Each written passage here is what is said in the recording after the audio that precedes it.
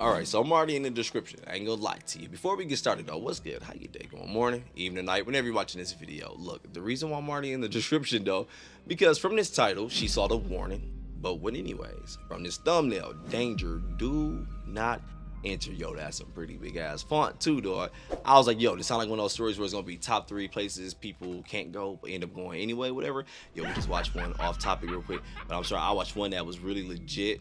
It was really hard to feel bad. Look, either way it go though. All right, so look, I went to the description and I see it's just a standalone story. It's not a top 3 places people went and can't go. I don't know why I got all dramatic on you like that. Pope lick monsters. A couple goes looking for a monster in Kentucky. It's 2 of they guys. Look, you want to check out the original video? Link will be in the description below, but let's go. In 2016, a couple was walking up this dirt path on this wooded hillside when they came up to this huge barbed wire fence. And all over this fence were signs saying no trespassing and warning people that what was on the other side of this fence was very dangerous. But the couple ignored these signs and slipped through a break in the fence to the other side and just kept on walking. Minutes later, that couple would come face to face with a monster. But before we get into that story, if you're a fan of the strange, dark, and mysterious delivered in story format, then you've come to the right place because that's all we do, and we upload once a week. So, if that's of interest to you, please offer to do the like button's dishes, but be sure to leave all of the cups and bowls right side up inside of their dishwasher. Also, please subscribe to our channel and turn on all notifications so you don't miss any of our weekly uploads. Okay, let's get into today's story. Is he using monster as in like a metaphor or legit? Is it gonna bullshit? I gotta mute this part. It's copyright. Damn, Loch Ness monster. While she was in high school in Dayton, Ohio, Raquel Bain became known as a bit of a thrill seeker, primarily because she would do something called car surfing, which is exactly what it sounds like. She would climb onto the exterior of cars and hold on to the roof while somebody else drove it around. In addition to we about to start this already, dog. Yeah, I can tell doggy already out of there. Surfing, which is exactly what it sounds like. She would climb onto the exterior of cars and hold on to the roof while somebody else drove it around. In addition to seeking out these physical thrills, Raquel was also drawn to psychological ones, like going to places that were supposedly haunted and seeing if she could spook herself. Following high school, Raquel kind of calmed down and became less of the wild teenager she was known for being, and instead she really focused on building a life and a career for herself.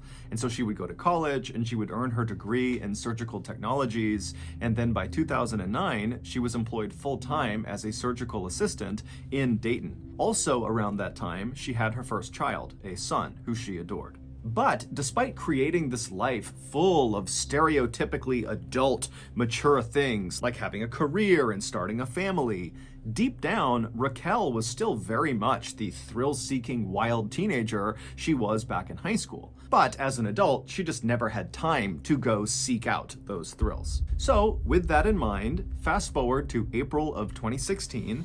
By this point, Raquel is 26 years old, and that month, a very rare weekend popped up where Raquel did not have to work and she didn't have any childcare responsibilities. And so, wanting to take advantage of this free time, Raquel asked her boyfriend, 41-year-old David Nee, if he would join her on a road trip that weekend to Louisville, Kentucky, where Raquel wanted to check out the infamously scary Waverly Hills Sanatorium. Back in the 1900s, Waverly Hills was a place where tuberculosis patients... I could be putting my foot in my mouth a little early. I don't, because at first I was thinking like, yeah, this is someone who hasn't grew up mentally all the way yet. I don't think it's that. I really don't. I really think it's a condition. It's a condition. At least it sounds like yo, it's like she always seeking this thrill. Like she got to get that adrenaline going. I forgot what it's called. It's legit something. I think it was like movies based on it as well too, but. Raquel wanted to check out the infamously scary Waverly Hills Sanatorium. Back in the 1900s, Waverly Hills was a place where tuberculosis patients were sent. Tuberculosis, or TB for short, is an infection of the lungs and it can be deadly. Today, there's a cure for it, but back in the early 1900s, there wasn't. And so most of the people who went to Waverly Hills died there, and you know what's funny?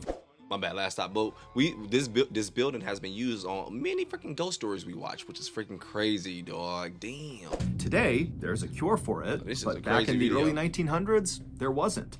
And so most of the people who went to Waverly Hills died there, and usually very slowly and painfully and in total isolation from their families, because in virtue of being sent to Waverly Same way my Hills, mom they died. were effectively being quarantined to stop the spread of Away the from disease. us. Waverly Hills would eventually shut down permanently in 1961 because by that point the cure had been found.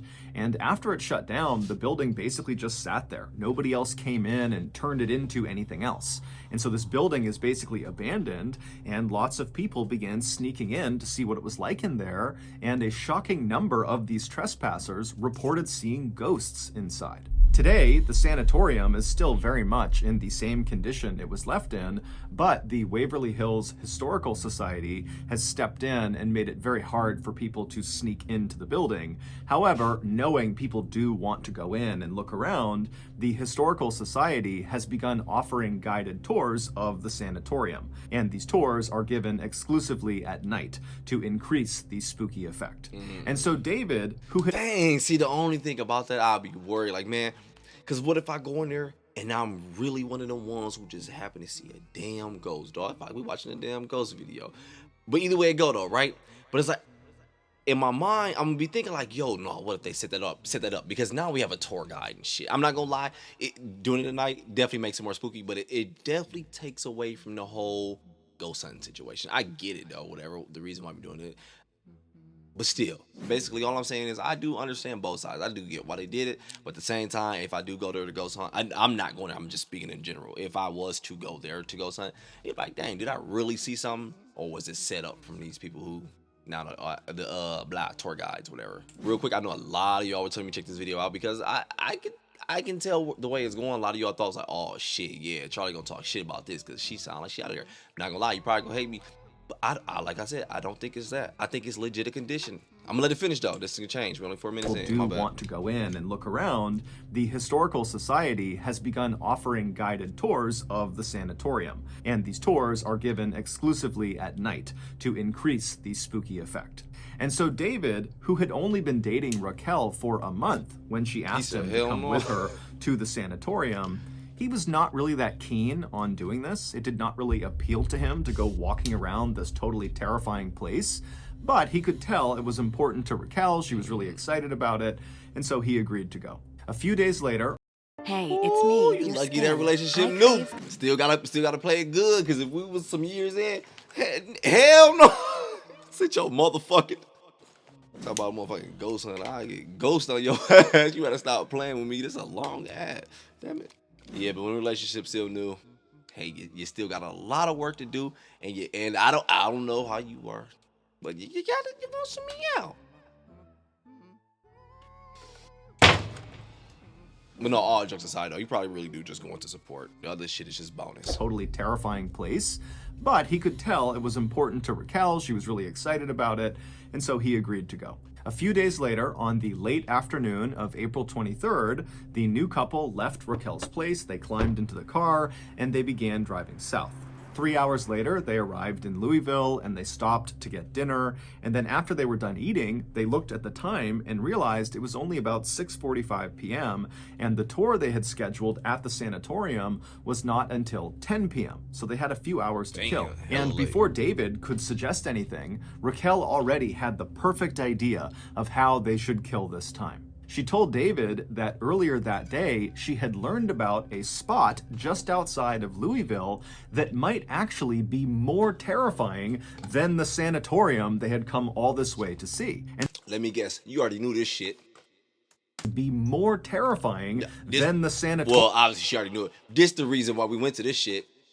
Maybe not. Louisville that might actually be more terrifying than the sanatorium they had come all this way to see. And so Raquel wanted to spend these few hours checking out this new spooky spot. This spooky spot was a rickety old, narrow, abandoned looking bridge called the Pope Lick Trestle. It's located just east of downtown Louisville in this heavily wooded area. The bridge is about 800 feet long, and at its highest point, right in the middle of the bridge, it's about 90 to 100 feet off the ground. And this bridge connects the tops of two of the bigger rolling hills in the area. But the bridge's physical appearance has nothing to do with why it's considered so spooky.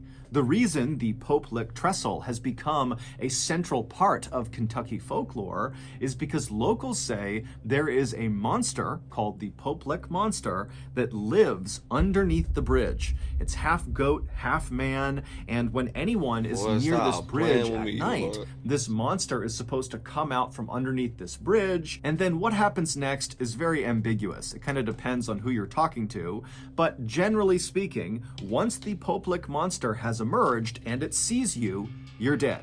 Now, how you die ranges from the monster leaping out and attacking you with an axe to the monster using some sort of mind control to lure you up onto the bridge where you leap off. David, after hearing this suggestion, was again not really that keen to go do this really terrifying sounding thing, but seeing the excitement in his girlfriend's face. I mean, I fuck with you, but we ain't doing this shit. This really terrifying sounding thing. Dog, I look, I don't care. I'll be telling you everything. I went pretty far. First of me out. I ain't gonna lie, in Arizona, dog. TMI. I did some shrooms with a girl because I wanted. Not really that keen to go do this really terrifying sounding thing, but seeing the excitement in his girlfriend's face, he agreed to go. And so the two left the restaurant, they climbed back in the car, and they drove for about 15 or 20 minutes to the Pope-Lick Trestle Bridge. The bridge actually passed over a relatively main road, and so the couple parked just off the side of this main road, and then once they were outside, they began looking for a pathway up this hillside to get up to the bridge. And very quickly, they found a well-worn dirt path that snaked up the side of this wooded hillside that looked very much like it would bring them up to the bridge. So with Raquel in front and David behind her, they began walking up this dirt path. And as they're walking, they start to see signs that clearly say, "No trespassing." But they ignore them because they're looking at this path thinking, okay, lots of people clearly come up here, so we've got to be okay. And so they keep on walking up this path, and they're getting closer and closer to the top of this hill where they think it's going to connect with this bridge. And right as they're getting close, they see there's this huge chain link fence, this 8-foot tall chain link fence with barbed wire across the top that extends in either direction out of view. And so the couple walks up to this fence, and there are more signs that say no trespassing, private property, and there are additional warning signs saying that what is on the other side of this fence is also just plain dangerous, so turn around and leave. What in the fudge is going on, dog? Every fall, when the leaves start to turn colors and the weather starts to get cool, people flock in droves to their nearest coffee shop to order a pumpkin spice latte. And every year when I see this phenomenon occur, I think to myself, how hasn't anyone started a seasonal eel teeth and milk sandwich restaurant? It's such an obvious compliment to the pumpkin spice latte. Well, this year I decided enough was enough.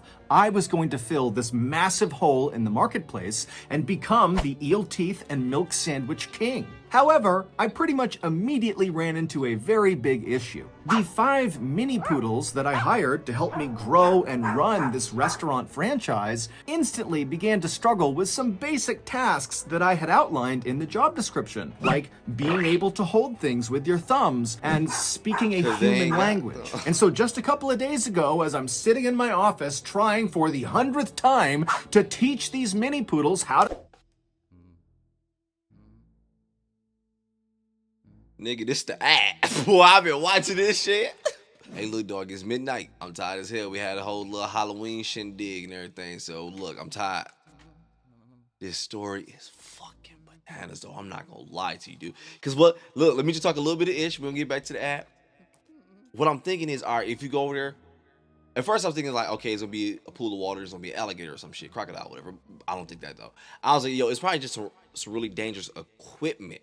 But when you get over there and you do something that causes you to decease, whatever, it's just gonna look so bad where it's gonna be like, yo, it look like that damn Loch Ness monster did it. I'm gonna leave the slash link also in my Mrballen. description Again, as well. that's ziprecruiter.com/Mrballen, or you can click the link in the description below. ZipRecruiter, the smartest way to hire. I wonder if he intentionally be trying to beat every ad now, because yo, I ain't gonna lie, y'all be at his neck in his comment section about beating his ass more and more, whatever. As it progresses, he beats it every time, whatever. Like, yo, stop putting all that pressure on people. And I did edit it out the time, because you always think, yeah, watch the ad. I be watching them.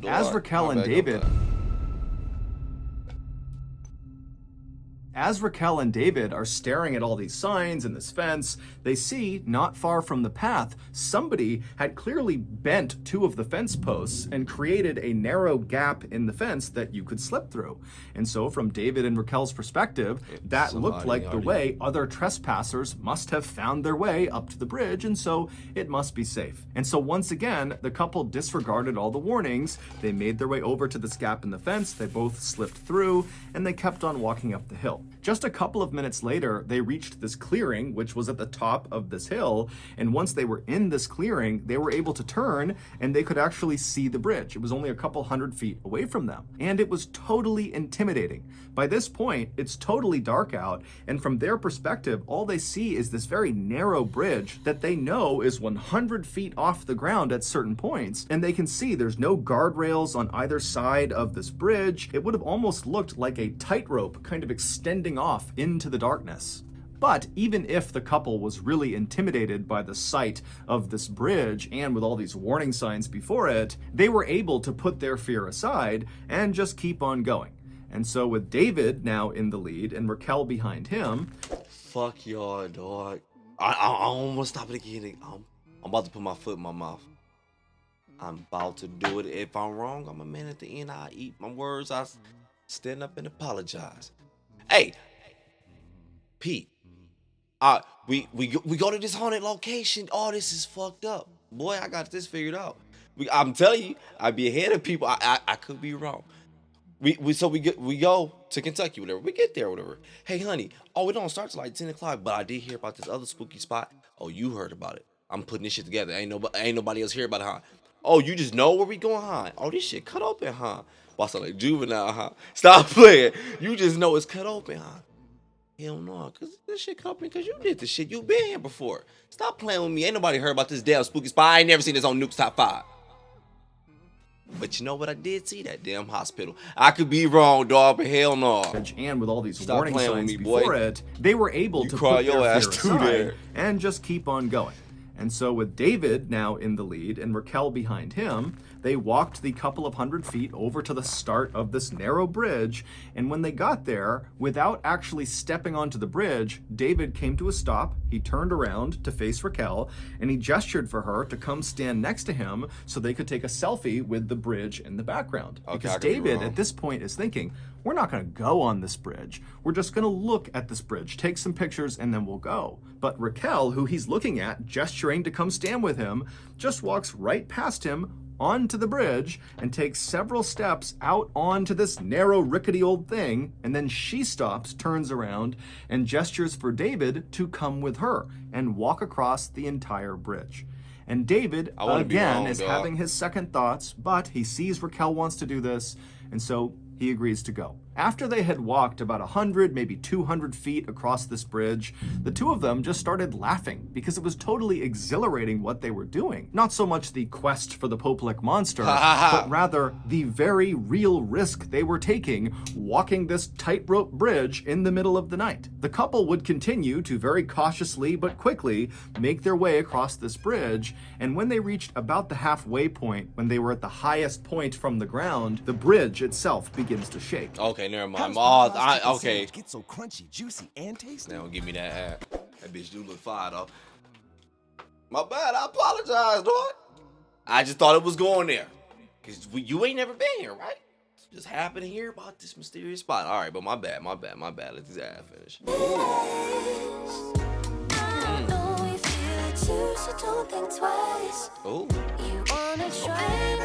Oh, so you doing too much shit because it's Cappy West Coast.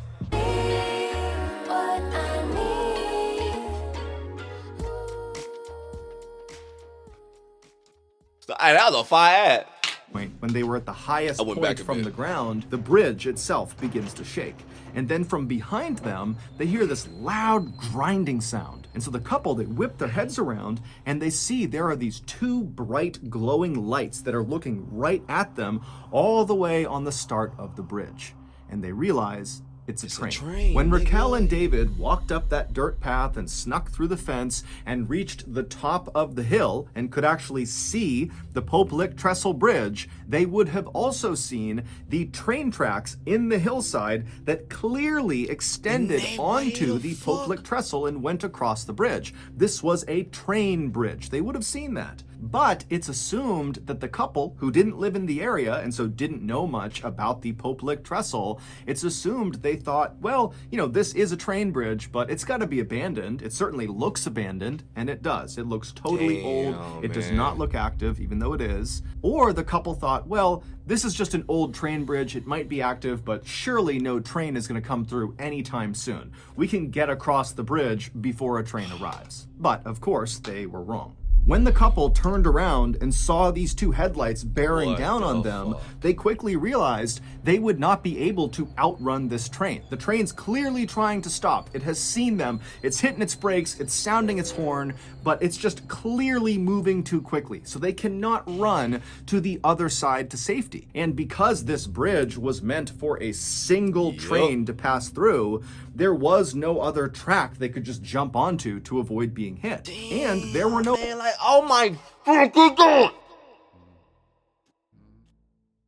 You get on this track, even though nighttime you can't see, you can feel, I don't give a damn if it was pitch black, dog.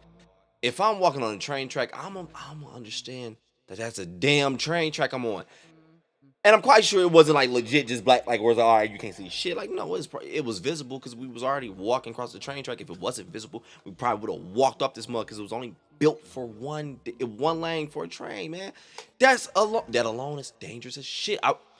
This ain't hindsight. I'd have like, hell no, because if something really happened, where the hell we gonna go? Oh. Train to pass through, there was no other track they could just jump onto to avoid being hit. And there were no walkways on either side of this railway. And so literally all they had was the track that this train was going to cross over, and they were on it.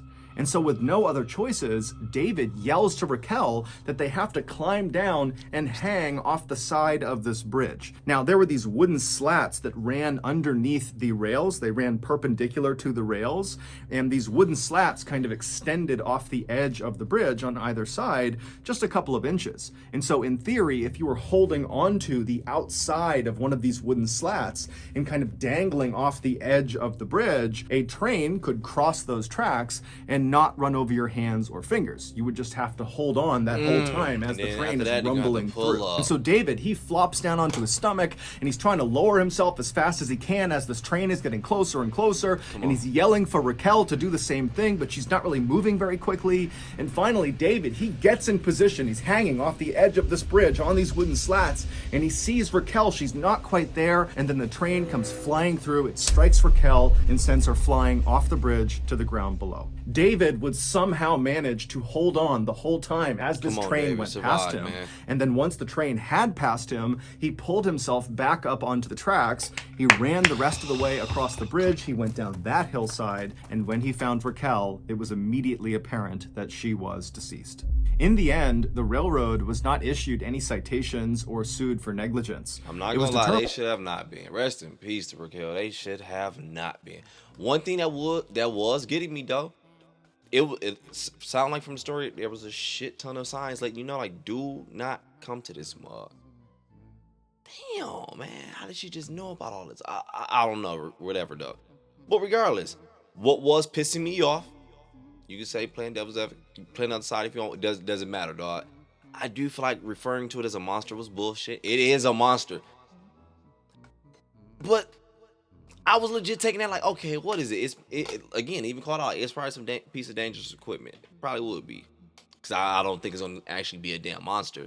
And then hearing about the story and everything, And with it being that story being played on it, which sounds like it's a popular story, I don't think I know that story, whatever. And then the fact that we use monsters, like, all right, they at this point they probably playing alone too. That's why this path makes sense, because people was probably coming here doing it. So she really did find that little opening. I ain't gonna lie, using the monster as a metaphor when it should have really let you know like what the fuck is out there, a damn train. I do call a little bullshit on that part though, dog. Because I associated it with that. Like, oh look, even they plan on it. It's a monster in here. And the railroad playing was not with me, issued boy. any citations or sued for negligence. It was determined they did their due diligence by setting up They that did. 8-foot tall barbed wire fence with all those signs telling people to stay back and warning people about the hazards of going past this fence. And so it was actually David who got in trouble for this tragedy.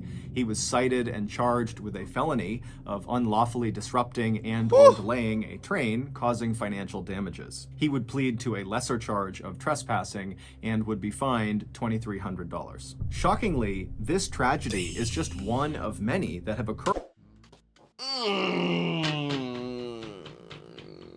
That's some tough shit. I ain't gonna lie, because it's like I feel bad, but at the same time. And look, I can never understand this. I really couldn't, dog. When you do have a nonsensical crime like that, and it's like you have more than one person involved in it, it's like, yo, you telling me not one person, just common sense just kicked in, like, yo, maybe we shouldn't do this. We can't do this. Hey, all right, you still going?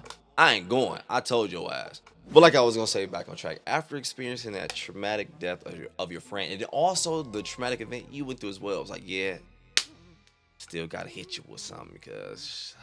Disrupting and or delaying a train, causing financial damages. He would plead to a lesser charge of trespassing and would be fined $2,300. Shockingly, this tragedy is just one of many that have occurred on the Poplik Trestle Bridge. Since the bridge's construction in the 1800s, there have been dozens of people who have died on this bridge. And several of these deaths, many of them fairly recent, the last 20 or so years, have occurred under the same conditions as Raquel's. People went looking for the Poplik monster and then were struck by a train. Curiosity killed the cat. So that's going to do it. If you got something out of today's episode and you haven't done this already, please offer to Rest do in the like peace, buttons Raquel. dishes. But Definitely rest in peace to Raquel. And again, I ain't gonna lie to you, because I do feel bad because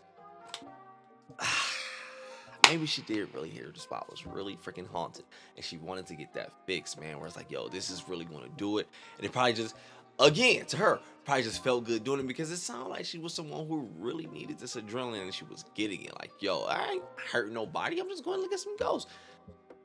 But either way it go, man, just to wrap the video up, this one was freaking trippy. Rest in peace, Raquel. Story-wise, though, oh my gosh, I was not expecting this. And again, like I said, apologize. I thought it was going that direction. It definitely was sounding like a damn setup to me. Now I was like, yeah, this adrenaline rush is going to get real high up. I was like, oh, she don't really want to take it to another level. And I was like, well, what if he...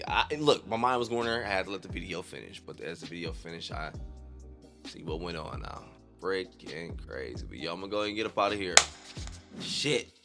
People just going to do what they want to do. This definitely can't fit in one of those top 3 places people can't go but end up going, though. Definitely could. I thought it was one of those, but... Go ahead and enjoy your day, morning, evening, night, whenever you're watching this video, dog. But I'm out.